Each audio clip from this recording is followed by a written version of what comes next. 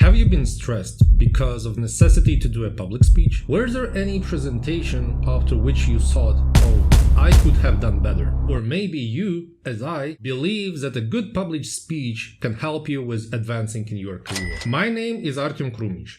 I have 18 years of experience working in a B2B segment, managing commercial customers. Currently, I'm responsible for 300 million business in 30 countries across Europe. And I have done on average 2 presentations per week throughout those 18 years. And being honest, at the beginning, most of them initially were bad. But I have learned stuff and gonna share it today with you so you could grow your career and public speaking skills. This video will have 2 parts. First, I will speak about the most common mistakes in doing a public speech. Second, set of 3 key principles that will make your presentation work. What I will not be speaking about is all about the beautiful images, cool transition, and the storytelling. For the purpose of this video, this doesn't matter. To explain the most common mistake, I will use a story from my personal experience. 10 years ago, when I have just started in the company I currently work for, we had a task to develop a huge enterprise IT vendor in our country. It's pretty big, you probably know it has 3 letters, it has an I and a B in its name. So I was promised by a vendor that they will bring us the most awesome speakers they have, the actual representative of what they called Tiger Team. He's the most skilled, most professional speaker they currently have on a topic. I was pretty happy because it's a great opportunity to have a great speaker for the selected audience so we can promote our products better. As a result, when the person came, he opened up his laptop, he started reading his presentation, going through the slide, but after a moment I realized that nobody actually cared. People were sitting in mobile phones, quietly chatting, doing their own stuff, and nevertheless the topic was interested, there was silence, and no actual feedback. After his presentation, I came up to this guy and asked, why do you think nobody has reacted? So there's like no inquiries about your topic. And he told, it's not my goal. My goal is to comment to inform about the company news. And if they don't get it, it's their problem. And this made me click. So what we need to understand that majority of presenters consider their key goal of presentation is to deliver information. And this is actual step into career failure. This is because there's many sources of how people are getting information, from specifications, from researches, Google, YouTube, whatever.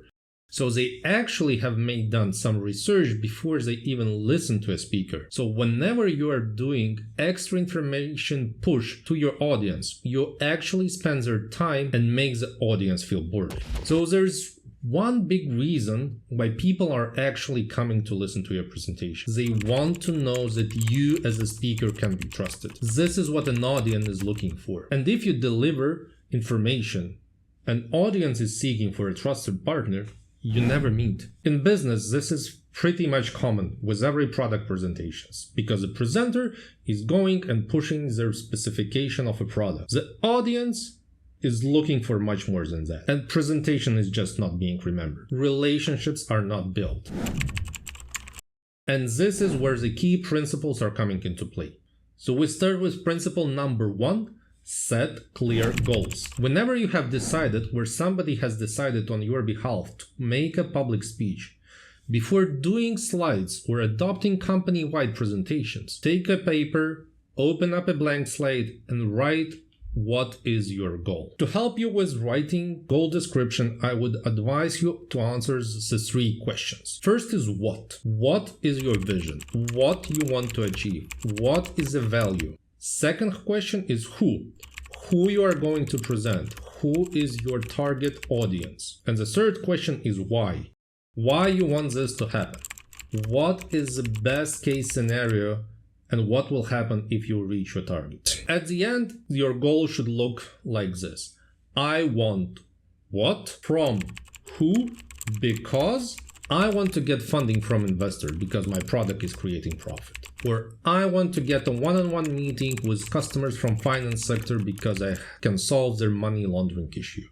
And this is what actually differentiates informers from public speakers. Setting a goal will not only allow you to have a focused approach, but will also structure your message, make your slides and your story work in the same direction, and you will actually notice how it will decrease the stress level while doing a public speaking. Now, after we understood why we are doing presentation, we need to understand how to make your presentation memorable. Whenever you're doing presentation, nevertheless, if you're doing it virtually as a talking head or on a stage, there's an elephant in the room. So actually many elephants in the room. There is an audience that came to listen to you, and everyone who is in the room have its own motivation of being there. And if you are not managing the audience attention, you will lose your fight. You will lose your fight to boredom. Boredom wins! Attention is extremely hard to obtain, but you can lose it in seconds. And what if I will tell you that there is a way of controlling audience attention? To understand it, let's have a quick example. You have heard a lot of jokes in your life. Some were funny, some were not.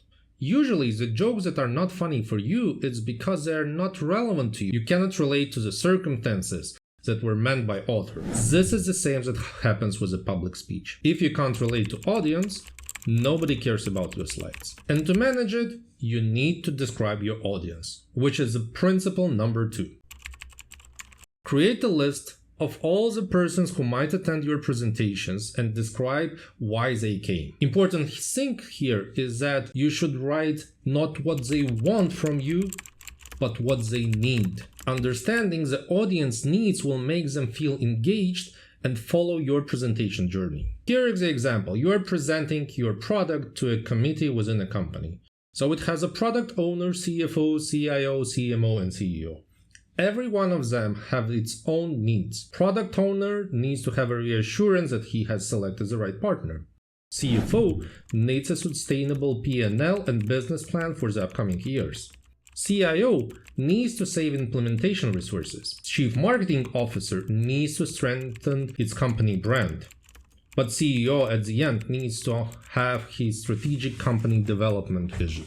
And only incorporating their needs with your goals will create a strong connection between speaker and the audience, making you the relevant speaker for them. And this is how you create relations. Understanding your intention as well as the intention of your audience, it's already a huge step ahead. But there's actually one more thing.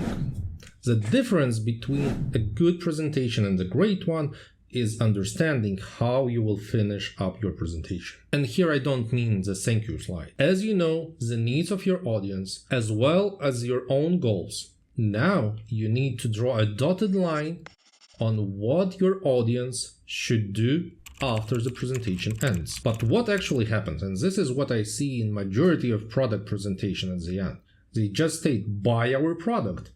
And surprisingly, this doesn't work. Might work if you sell for the consumers and this is some kind of an emotional sale, but it will never work in B2B sales. This is because we are making our audience to make the step which is not logical for them. If we drill down, the sales process consists of multiple steps.